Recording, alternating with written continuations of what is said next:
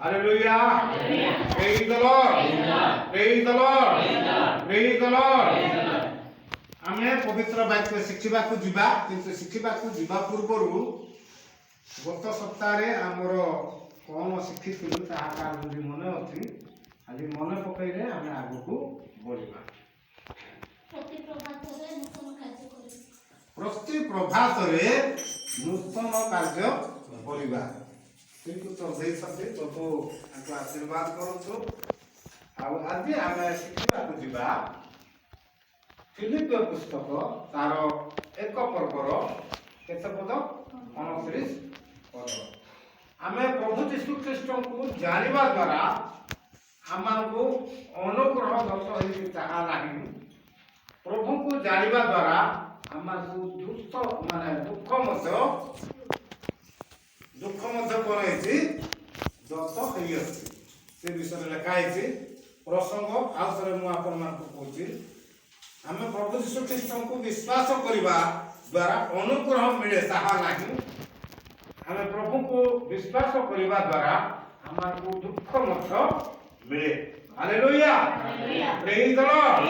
ପ୍ରେଜ୍ ଦ ଲର୍ଡ। ଆମେ ଯେତେ ଜଣ ପ୍ରଭୁ ଯୀଶୁ ଖ୍ରୀଷ୍ଟଙ୍କୁ ବିଶ୍ୱାସ କରିଅଛୁ, ପ୍ରଭୁ ଆମକୁ କ'ଣ କରିଛନ୍ତି? ବିଶ୍ୱାସ କରିବା ଦ୍ୱାରା ଆମକୁ ପରିତ୍ରାଣ ଦେଇଅଛନ୍ତି, ଆମକୁ ମୁକ୍ତି ଦେଇଅଛନ୍ତି, ଆମକୁ ଅନୁଗ୍ରହ ସ୍ୱରୂପେ ତାଙ୍କରି ସନ୍ତାନ ସମ୍ପତ୍ତି କରିଅଛନ୍ତି କି ନାହିଁ?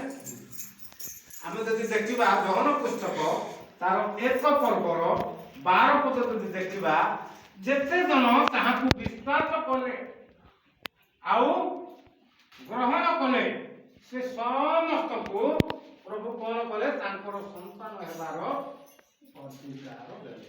ହାଲେଲୁୟା। ହାଲେଲୁୟା। ହାଲେଲୁୟା। ତାଙ୍କରି ସନ୍ତାନ ମୁଁ ହେଇପାରିଛି, ତାଙ୍କରି ସନ୍ତାନ ଆପଣମାନେ ହେଇପାରିଛନ୍ତି। ତାଙ୍କରି ସନ୍ତାନ ଯେତେ ଲୋକ ବିଶ୍ୱାସ କରିଛନ୍ତି ପ୍ରଭୁ ଯୀଶୁ ଖ୍ରୀଷ୍ଟଙ୍କୁ, ସମସ୍ତେ ତାଙ୍କର ସନ୍ତାନ ହେଇପାରିଛନ୍ତି। ପ୍ରଥମ ବିଷୟ ଆମେ ତାଙ୍କର ସନ୍ତାନ ହେଇପାରିଛୁ। ପ୍ରଥମ ବିଷୟ ହେଲା ଆମେ ତାଙ୍କର ସନ୍ତାନ ହେଇପାରିଛୁ, ଯୋଉ ଦ୍ୱାରା ଆମକୁ ଏଇଟା ଗୋଟେ ଅନୁଗ୍ରହଗତ ହେଇଛି। ଖାଲି ଆମେ ତାଙ୍କର ସନ୍ତାନ ହେଇଛୁ ତାହା ନାହିଁ। ଆପଣମାନେ ଯଦି ଦେଖିବେ ଯେ ଯେତେ ଲୋକ ପ୍ରଭୁ ଯୀଶୁ ଖ୍ରୀଷ୍ଟଙ୍କୁ ବିଶ୍ୱାସ କଲେ ଆଉ ଧର୍ମ ଜୀବନ ଯାପନ କାଟିବାକୁ ଚାହିଁଛନ୍ତି, ସେ ସମସ୍ତେ କ'ଣ ହେଇଛନ୍ତି? ପରିତ୍ରାଣର ଅଧିକାରୀ ହେବା ସହିତ ଦୁଃଖ, ତାଡ଼ନା, ନିନ୍ଦା ସବୁ କିଛି ସେମାନେ କ'ଣ କରିଛନ୍ତି? ଭୋଗିଛନ୍ତି। ହାଲେଲୁୟା। ହାଲେଲୁୟା। ପ୍ରଥମ ବିଷୟ ହେଲା ଆମେ ବିଶ୍ୱାସ କରିବା ଦ୍ୱାରା ଯୋଉ ଅନୁଗ୍ରହ ପାଇଛୁ, ସେଇ ଅନୁଗ୍ରହ ବିଷୟରେ ମୁଁ ଆପଣମାନଙ୍କୁ ଗୋଟେ କହିବା ପାଇଁ ଚାହେଁ। ଆମେ ଦେଖିବା ଯୋହନ ପୁସ୍ତକ ତାର 3 ପର୍ବର 15 ପଦରେ କ'ଣ ଲେଖା ହେଇଛି? ଯୋହନ ତାର 3ର 15 ପଦରେ ଯେପରି ଯେ କେହି ତାହାଙ୍କଠାରେ ବିଶ୍ୱାସ କରେ ସେ ଅନନ୍ତ ଜୀବନ ପ୍ରାପ୍ତ ହୁଏ। ଯେପରି ଯେ କେହି ତାହାଙ୍କଠାରେ ବିଶ୍ୱାସ କରେ ସେ କ'ଣ ହୁଏ? ଅନନ୍ତ ଜୀବନ ପାଏ। ଏଇଟା ଅନୁଗ୍ରହ। ଆମେ କେବଳ ବିଶ୍ୱାସ କରିବା ଦ୍ୱାରା, ଆମେ କେବଳ ତାଙ୍କଠାରେ ବିଶ୍ୱାସ କରିବା ଦ୍ୱାରା ଆମେ ଅନନ୍ତ ଜୀବନର ଅଧିକାରୀ ହେଇପାରୁଛୁ। ଏଇଟା ହେଉଛି ବିଶ୍ୱାସ କରିବା ଦ୍ୱାରା ଆମେ ଯେଉଁ ଅନୁଗ୍ରହ ମିଳିଛି, ସେଇଟା ମୁଁ ଆପଣମାନଙ୍କୁ କହୁଛି। ଆହୁରି ବି ଲେଖା ହେଇଛି ସେଇ ଯୋହନ ତାର 3ର 36 ପଦରେ ଅତି ସୁନ୍ଦର ଭାବରେ ଲେଖା ହେଇଛି। ଯୋହନ ତାର 3ର 36 ପଦରେ ଅତି ସୁନ୍ଦର ଭାବରେ ଲେଖା ହେଇଛି, ଟିକେ ପଢ଼ନ୍ତୁ। ଯେ ପୁତ୍ରଙ୍କଠାରେ ବିଶ୍ୱାସ କରେ ସେ ଅନନ୍ତ ଜୀବନ ପ୍ରାପ୍ତ ହୋଇଅଛି, ମାତ୍ର ଯେ ପୁତ୍ରକୁ ଅମାନ୍ୟ କରେ ସେ ଜୀବନ ଦେଖିବ ନାହିଁ, କିନ୍ତୁ ସେ ଈଶ୍ୱରଙ୍କ କ୍ରୋଧର ପ୍ରାପ୍ତ ହୋଇ ରହିଥାଏ। ହାଲେଲୁୟା। ପ୍ରେଜ୍ ଦ ଲର୍ଡ। ପ୍ରେଜ୍ ଦ ଲର୍ଡ। ଯେ ପୁତ୍ରଙ୍କଠାରେ ବିଶ୍ୱାସ କରିଛି, ଅର୍ଥାତ୍ ଯୀଶୁ ଖ୍ରୀଷ୍ଟଙ୍କଠାରେ ଯେ ବିଶ୍ୱାସ କରିଛି, ସେ କ'ଣ ହେଇଛି? ଜୀବନ ଦେଖି ପାରୁଛି। ମୃତ୍ୟୁ ମଧ୍ୟରୁ ଜୀବନ ମଧ୍ୟକୁ ସେ ଆସିଛି। ଅନ୍ଧକାର ମଧ୍ୟକୁ ଆଲୋକ ମଧ୍ୟକୁ ସେ ଆସି ପାରିଛି। କିନ୍ତୁ ଯିଏ ତାଙ୍କୁ ବିଶ୍ୱାସ କରିନାହିଁ, ସେ କ'ଣ ହେଇଛି? ଲେଖା ହେଇଛି ସେ କ'ଣ ଲେଖା ହେଇଛି ଯେ ତାହାକୁ ଠାରେ ବିଶ୍ୱାସ କରେ ନାହିଁ ତାଙ୍କୁ କ୍ରୋଧ ମିଳିବ ବୋଲି ଲେଖାଯାଇଛି ନାଇଁ କି? ତାଙ୍କୁ କ'ଣ ମିଳିବ? କ୍ରୋଧ ମିଳିବ ବୋଲି ଲେଖାଯାଇଛି। ଖାଲି ସେତିକି ନାହିଁ, ଖ୍ରୀଷ୍ଟର ମୋର ଭାଇ ଓ ଭଉଣୀମାନେ ଆହୁରି ବି ଲେଖାଯାଇଛି ସେଇ ଯୋହନ ପୁସ୍ତକ ତାର 6 ପର୍ବର 47 ପଦରେ ଅତି ସୁନ୍ଦର ଭାବରେ ଆମେ ବିଶ୍ୱାସ କରିବା ଦ୍ୱାରା ଯେଉଁ ସବୁ ଅନୁକୂଳ ପାଉଛୁ ତାହା ମୁଁ ଆପଣମାନଙ୍କୁ କହିବା ପାଇଁ ଚାହୁଁଛି। ଟିକେ ପଢ଼ିଲେ ଯୋହନ 6:47। ସତ୍ୟ ସତ୍ୟ ମୁଁ ତୁମମାନଙ୍କୁ କହୁଅଛି ଯେ ବିଶ୍ୱାସ କରେ ସେ ଅନନ୍ତ ଜୀବନ ପ୍ରାପ୍ତ ହୋଇଅଛି। ଦେଖନ୍ତୁ, ଯିଏ ପ୍ରଭୁଙ୍କ ଠାରେ ବିଶ୍ୱାସ କରିଛି ସେ ଅନନ୍ତ ଜୀବନ ଅଲରେଡି ପାଇଯାଇଛି। ଅଲରେଡି ଯିଏ ବିଶ୍ୱାସ କରିଛି ସେ ଅନନ୍ତ ଜୀବନ ପାଇସାରିଛି। ଏଇଟା ହଉଛି ଖ୍ରୀଷ୍ଟଙ୍କ ଠାରେ ଆମେ ଯେତେବେଳେ ବିଶ୍ୱାସ କରୁଛୁ ଆମେ କ'ଣ ଅନୁଗ୍ରହ ପାଇସାରିଛୁ। ଖ୍ରୀଷ୍ଟଙ୍କ ଠାରେ ବିଶ୍ୱାସ କରିବା ଦ୍ୱାରା ଆମେ ଅନନ୍ତ ଜୀବନ ପାଇଛୁ। ଖ୍ରୀଷ୍ଟଙ୍କ ଠାରେ ବିଶ୍ୱାସ କରିବା ଦ୍ୱାରା ଆମେ ପରିତ୍ରାଣର ଅଧିକାରୀ ହେଇଛୁ। Hallelujah, hallelujah, hallelujah. ଏଇଟା ଖ୍ରୀଷ୍ଟଙ୍କ ଠାରେ ବିଶ୍ୱାସ କରିବା ଦ୍ୱାରା ଆମକୁ ଯୋଉ ଅନୁଗ୍ରହ ଦତ୍ତ ହେଇଛି ତାହା ମୁଁ ଆପଣମାନଙ୍କୁ କହିଦେଉଛି। ଅନୁଗ୍ରହ ଦତ୍ତ ହେଇଛି, ଆଶୀର୍ବାଦ ଦତ୍ତ ହେଇଛି, ତାହା ମୁଁ ଆପଣମାନଙ୍କୁ କହୁଛି। କିନ୍ତୁ ଖ୍ରୀଷ୍ଟଙ୍କ ଠାରେ ବିଶ୍ୱାସ କରିବା ଦ୍ୱାରା ଆମ୍ଭମାନଙ୍କ ପାଇଁ ଅନୁଗ୍ରହ ରୂପକ ଦୁଃଖ ମଧ୍ୟ ନିହାତି ଆସି ପହଞ୍ଚିବ। ଏଥିରେ ସନ୍ଦେହ ନାହିଁ। କାହିଁକି? ବାଇବେଲ ଅତି ପ୍ରାଞ୍ଜଳ ଭାବରେ କହୁଛି, ଫିଲିପିୟ ପୁସ୍ତକ ତାର 1 ପର୍ବର 29 ପଦରେ କହୁଛି, ଖ୍ରୀଷ୍ଟଙ୍କ ଠାରେ ବିଶ୍ୱାସ କରିବା ଦ୍ୱାରା ଆମେ ଯେଉଁ ସବୁ ଅନୁଗ୍ରହ ପାଉଛୁ ସେହିପରି ଆମେ ଦୁଃଖ ମଧ୍ୟ ପାଇବା। ବର୍ତ୍ତମାନ ସମୟରେ ଆପଣମାନେ ସମସ୍ତେ ଜାଣିବାକୁ ପାଉଛନ୍ତି, କପି ମିଶ୍ର ବୋଲି ଜଣେ ବ୍ୟକ୍ତି, ଆପଣମାନେ ସମସ୍ତେ ଜାଣିଛନ୍ତି, ମୁଁ ଜାଣିନି। ଆଉ ସେଇ ବ୍ୟକ୍ତି ଜଣକ ସନାତନୀ ଧର୍ମ ହିଁ କର୍ମ ବୋଲି ଗୋଟିଏ ଫିଲ୍ମ ରିଲିଜ କରିଛନ୍ତି। ଆଉ ସେ ଫିଲ୍ମ ମାଧ୍ୟମରେ ଲୋକମାନଙ୍କୁ ସେ ଉତ୍ସାହିତ କରୁଛନ୍ତି ଖ୍ରୀଷ୍ଟିଆନ ଲୋକମାନଙ୍କ ପାଇଁ ସାରଣା କିପରି ଆସିବ, ଖ୍ରୀଷ୍ଟିଆନ ଲୋକମାନଙ୍କୁ କିପରି ରୋକାଯିବ, ଖ୍ରୀଷ୍ଟଙ୍କ ଠାରୁ ସେମାନଙ୍କୁ କିପରି ବିଦ୍ୟୁତ କରାଯିବ, ଖ୍ରୀଷ୍ଟିଆନ ଲୋକମାନଙ୍କୁ ହିନ୍ଦୁ କରାଯିବ, ଖ୍ରୀଷ୍ଟିଆନ ଲୋକମାନଙ୍କ ପାଇଁ ଚାଳନା ଆସିବ, ଖ୍ରୀଷ୍ଟିଆନ ଲୋକମାନଙ୍କ ପାଇଁ ବିଭିନ୍ନ ପ୍ରକାର ସମସ୍ୟା ଆଣିବା ନିମନ୍ତେ ସେ କ'ଣ କରିଛନ୍ତି? ସନାତନୀ ଧର୍ମ ହିଁ କର୍ମ ଏକ ଫିଲ୍ମ ରିଲିଜ କରିଛନ୍ତି। ଆଉ ମିଡ଼ିଆ ମାଧ୍ୟମରେ ଅନେକ କିଛି କଥା ସେ ଖ୍ରୀଷ୍ଟିଆନ ଲୋକ ବିରୁଦ୍ଧରେ ଯାଉଛନ୍ତି। ଏଥିରୁ ଆମେ ଜାଣିବାକୁ ପାଉଛୁ ଶେଷ କାଳରେ ଖ୍ରୀଷ୍ଟିଆନ ଲୋକମାନଙ୍କ ପାଇଁ ବିଭିନ୍ନ ପ୍ରକାର ତାରଣା ଆସି ପହଞ୍ଚିବ। କିନ୍ତୁ ଆମେ କୌଣସି ପ୍ରକାରେ ବିଚଳିତ ହେବା ନାହିଁ। ବାକ୍ୟରେ ଲେଖାଯାଇଛି ଖ୍ରୀଷ୍ଟିଆନ ଲୋକମାନଙ୍କ ପାଇଁ ଯେପରି ଅନୁଗ୍ରହ ଦତ୍ତ ହେଇଛି ସେହିପରି ଦୁଃଖ ମଧ୍ୟ ଆମେ ସମସ୍ତଙ୍କ ପାଇଁ ଆସି ପହଞ୍ଚିବ ବୋଲି ଲେଖା ହେଇଛି। ବିଶ୍ୱାସ କରିବା ଦ୍ୱାରା ମଧ୍ୟ ଦୁଃଖ ଭୋଗ କରିବାକୁ ଆମମାନଙ୍କୁ ପଡ଼ିବ ବୋଲି ଲେଖାଯାଇଛି। ତେବେ ସେ ଦୁଃଖ ଭୋଗ ବିଷୟରେ ମୁଁ ଆପଣମାନଙ୍କୁ କହିବି।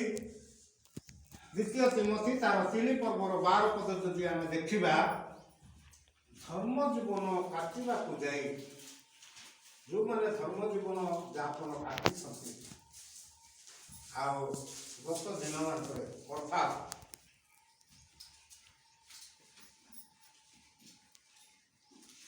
ପ୍ରଭୁ ଯୀଶୁ ଖ୍ରୀଷ୍ଟ ଯେତେବେଳେ ଜଗତରେ ଥିଲେ ସେହି ସମୟରେ ଚାଳନା ଆରମ୍ଭ ହେଇଛି କି ନାହିଁ? ସେହି ସମୟରେ ଚାଳନା ଆରମ୍ଭ ହେଇଛି। ଆଉ ପ୍ରେରିତ ମାନଙ୍କୁ ବିଭିନ୍ନ ପ୍ରକାର ନିନ୍ଦା ଚାଳନା କରାଯାଇଛି। ଆଉ ପ୍ରେରିତ ମାନେ ଗୋଟିଏ ଜାଗାରେ ଉପାସନା କରିପାରୁନଥିଲେ। କାହାକୁ ବାନ୍ଧିକି ମାଡ଼ ମରାଯାଉଥିଲା, କାହାକୁ ବର୍ଚ୍ଛାଘାତ କରାଯାଉଥିଲା, କାହାକୁ ପଥର ଫୋପାଡ଼ିକି ମରାଯାଇଛି, କାହାକୁ ଚମଡ଼ା ଭିତରେ ଭର୍ତ୍ତି କରିକି ବିଭିନ୍ନ ପ୍ରକାର ତାଳନା ଦିଆଯାଇଛି। ଆଉ କାହାକୁ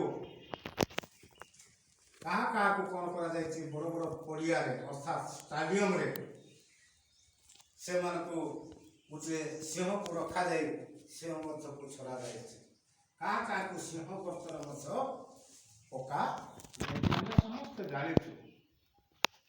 ଆମେ ସମସ୍ତେ ଜାଣିଛୁ ଗତ ଦିନମାନଙ୍କରେ ଆଉ ପ୍ରେରିତ ମାନଙ୍କୁ ବିଭିନ୍ନ ପ୍ରକାର କଷ୍ଟ ଦୁଃଖ ସବୁ ଦିଆଯାଇଛି। ଆଜି ଆମମାନଙ୍କୁ ମଧ୍ୟ ସେ କଷ୍ଟ ଦୁଃଖ ଦିଆଯିବ। ଆମେ ମୁଁ କହୁଥିଲି ଏବେ ଯେଉଁମାନେ ଧର୍ମ ଜୀବନ ଯାପନ କାଟିବେ ସେମାନେ ତାରଣା ଭୋଗ କରିବେ ବୋଲି ଲେଖା ହେଇଛି। ଆଉ ପ୍ରଥମ ଦ୍ୱିତୀୟ ତିମୋଥୀ 4:3-12 ଟିକେ ପଢ଼ନ୍ତୁ। ପ୍ରକୃତରେ ଯେଉଁମାନେ ଖ୍ରୀଷ୍ଟ ଯୀଶୁଙ୍କ ସହଭାଗିତାରେ ଧର୍ମ ଜୀବନ ଯାପନ କରିବାକୁ ଇଚ୍ଛା କରନ୍ତି ସେମାନେ ତାଡ଼ନ ଭୋଗ କରିବେ। ହାଲେଲୁୟା। ପ୍ରେଜ୍ ଦ ଲର୍ଡ। ପ୍ରକୃତରେ ଅର୍ଥାତ୍ ଠିକ୍ ଭାବରେ ଯେଉଁମାନେ ପ୍ରଭୁଙ୍କ ସହିତ ରହିବେ, ଯେଉଁମାନେ ପ୍ରଭୁଙ୍କୁ ବ୍ୟକ୍ତିଗତ ତ୍ରାଣକର୍ତ୍ତା ଭାବରେ ଗ୍ରହଣ କରିଥିବେ, ଯେଉଁମାନେ ପ୍ରଭୁଙ୍କ ପାଇଁ ଆଗକୁ ବଢ଼ିବେ, ଯେଉଁମାନେ ପ୍ରଭୁଙ୍କର ବାକ୍ୟକୁ ଶୁଣୁଥିବେ, ଯେଉଁମାନେ ପ୍ରଭୁଙ୍କର କଥାକୁ ଆଜ୍ଞା ଅନୁସାରେ ପ୍ରତିପାଳନ ପ୍ରତିଚାଳିତ ହେଉଥିବେ, ଅନ୍ୟମାନଙ୍କୁ ସୁସମାଚାର କହୁଥିବେ, ସେମାନେ କ'ଣ ହେବେ? ତାରଣା ଭୋଗ କରିବେ। ମାତ୍ର ନାମଧାରୀ ଲୋକ କୌଣସି ପ୍ରକାରେ ତାରଣା ଭୋଗ କରିବ ନାଇଁ। ସେ ତ ଯଦି ହିନ୍ଦୁ ଲୋକ ପାଖକୁ ଗଲା ତେବେ ସେ ନିଜକୁ କ'ଣ କହିବ? ନାଇଁରେ ଭାଇ ମୁଁ ଯାଉଥିଲି ଚର୍ଚ୍ଚ କିନ୍ତୁ ବର୍ତ୍ତମାନ ଆଉ ଯାଉ ନାଇଁ କହିବ। ଦରକାର ପଡ଼ିଲେ ତାଙ୍କ ସହିତ ମିଶିଯିବ, ସେଇଟା ଭଲ ନାଇଁରେ ଭାଇ ମୁଁ ଯାଇଥିଲି ଭଲ ନାହିଁ ସେଇଟା, ଆଉ ଏଇଟା ଭଲ ବୋଲିକି କରିବ। କିନ୍ତୁ ପ୍ରକୃତରେ ଯେଉଁମାନେ ପ୍ରଭୁଙ୍କୁ ବ୍ୟକ୍ତିଗତ ତ୍ରାଣକର୍ତ୍ତା ଭାବରେ ଜାଣିଛନ୍ତି ଆଉ ଧର୍ମ ଜୀବନ ଯାପନ କାଟୁଥିବେ, ସେମାନେ କ'ଣ ହେବେ? ତାରଣା ନିହାତି ଭୋଗ କରିବେ। Hallelujah, hallelujah. ପ୍ରେଜ୍ ଦ ଲର୍ଡ, ପ୍ରେଜ୍ ଦ ଲର୍ଡ, ପ୍ରେଜ୍ ଦ ଲର୍ଡ। ସେଥିପାଇଁ ମାଥି ପୁସ୍ତକ 16:24 ଲେଖା ହେଇଛି, କେହି ଯେବେ ମୋର ଅନୁଗାମୀ ହେବାକୁ ଇଚ୍ଛା କରେ ତେବେ ନିଜକୁ ସ୍ୱୀକାର କରେ ଏବଂ ପୁରୁଷ ଘେନି ମୋର ଅନୁଗମନ କରୁ। ପ୍ରକୃତରେ ଯେଉଁ ଲୋକ ପ୍ରଭୁ ଯୀଶୁ ଖ୍ରୀଷ୍ଟଙ୍କୁ ବିଶ୍ୱାସ କରି ଧର୍ମ ଜୀବନ ଯାପନ କାଟିବ, ସେ କ'ଣ ହବ? ତାରଣା ଭୋଗ କରିବ। କ୍ରୁଶକୁ ବହନ କରିକି ସେ ଚାଲିବ। ଆପଣମାନେ ଦେଖିଛନ୍ତି ଯେ ଯେଉଁ ଲୋକ କାଠ ମୁଣ୍ଡେଇକି ଜଙ୍ଗଲରୁ ଆଣେ, ଓଜନିଆ ଜିନିଷକୁ ମୁଣ୍ଡେଇକି ଜଙ୍ଗଲରୁ ଆଣେ, ତାକୁ କଷ୍ଟ ଲାଗେ କି ନାହିଁ? ଲାଗେ କି ନାହିଁ? ଆପଣମାନେ ବି ଅନେକ ସମୟରେ କାଠ ବୋଝେଇ କରିକି ନିଜ ଗୃହକୁ ଆସିଥିବେ କି ନାହିଁ? ସେହିପରି ଯୀଶୁଙ୍କର କୃଷ୍ଟ ହେଉଛି ଓଜନିଆ, ଯୀଶୁଙ୍କ କୃଷ୍ଟ ହେଉଛି ମାନେ କଷ୍ଟ, ଆଉ ସେ ଯୀଶୁଙ୍କର ସେ କୃଷ୍ଟକୁ ବହନ କରିବାର ଅର୍ଥ ଦୁଃଖ, କଷ୍ଟ, ତାରଣା, ସମସ୍ୟା, ନିନ୍ଦା, ଏଇଟା ହେଉଛି ଯୀଶୁଙ୍କର କୃଷ୍ଟ ବହନ କରିବା କଥା। ଯୀଶୁଙ୍କର କୃଷ୍ଟ ଯେଉଁମାନେ ବହନ କରିବେ ସେମାନଙ୍କ ପାଇଁ ନିନ୍ଦା ଆସିବ, ତାରଣା ଆସିବ, ସମସ୍ୟା ଆସିବ, ଅଭାବ ଆସିବ, ସଂକଟ ଆସିବ, ବିପଦ ଆସିବ, ସେମାନଙ୍କର ଚାକିରି ଚାଲିଯିବ, ସେମାନଙ୍କୁ ଜଗତରେ ସମସ୍ତେ ଘୃଣା କରିବେ। Hallelujah, hallelujah. ପ୍ରେଜ୍ ଦ ଲର୍ଡ, ପ୍ରେଜ୍ ଦ ଲର୍ଡ, ପ୍ରେଜ୍ ଦ ଲର୍ଡ। କାହିଁକି ଘୃଣା କରିବେ? ଖ୍ରୀଷ୍ଟର ମୋର ଭାଇ ଓ ଭଉଣୀମାନେ, ଆମେ ବିଶ୍ୱାସ କରିବା ଦ୍ୱାରା ମଧ୍ୟ ଦୁଃଖ ଭୋଗ କରିବାକୁ ପଡ଼ିବ। ଆମେ ବିଶ୍ୱାସ କରିବା ଦ୍ୱାରା ମଧ୍ୟ ଆମକୁ କ'ଣ କରିବାକୁ ପଡ଼ିବ? ଦୁଃଖ ଭୋଗ କରିବାକୁ ପଡ଼ିବ। କାହିଁକି ନା ଯୀଶୁ ନିଜେ ଈଶ୍ୱର ଥିଲେ ଆଉ ଜଗତ ମଧ୍ୟକୁ ଆସିଥିଲେ। ସେ ଦୁଃଖ କଷ୍ଟ ବହନ କରିକି ଚାଲିଛନ୍ତି, କୃଷ୍ଟକୁ ବହନ କରି ସେ ଚାଲିଛନ୍ତି। ଆମମାନଙ୍କୁ ମଧ୍ୟ ସେ ଦୁଃଖ କଷ୍ଟକୁ ଉଠାଇବାକୁ ପଡ଼ିବ। ସେଥିପାଇଁ ପ୍ରଥମ ଥେସଲୋନିକ 4:3 ଆମେ ଦେଖିବା, ଆମ୍ଭେମାନେ ଦୁଃଖ କଷ୍ଟ ପାଇଁ ନିରୂପିତ ହେଇଛୁ। ପ୍ରଥମ ତିମୋଥୀ 4:3 ଟିକେ ପଢ଼ନ୍ତୁ। ଦୁଃଖ କଷ୍ଟ ପାଇଁ ବୋଲିକି ଆମମାନଙ୍କୁ ବଛା ଯାଇଛି। ଆମେ ଯେତେବେଳେ ଯୀଶୁକୁ ବିଶ୍ୱାସ କରୁଛୁ, ଦୁଃଖ କଷ୍ଟ ପାଇଁ ବୋଲି ଆମମାନଙ୍କୁ ବଛା ଯାଇଛି। ତମେ ଖ୍ରୀଷ୍ଟିଆନ ଲୋକ, ତମେ ଦୁଃଖ କଷ୍ଟ ବହନ କରିବ। ତମେ ପ୍ରଭୁଙ୍କୁ ଜାଣିବା ଲୋକ, ତମ ପାଇଁ ଦୁଃଖ କଷ୍ଟ ରହିଛି ବୋଲି ଆମମାନଙ୍କୁ କ'ଣ ହେଇଛି? ବାଛିଛନ୍ତି, ନିରୂପିତ କରିଛନ୍ତି। ଟିକେ ପଢ଼ିଲେ ପ୍ରଥମ ଥେସଲୋନିକ 4:3।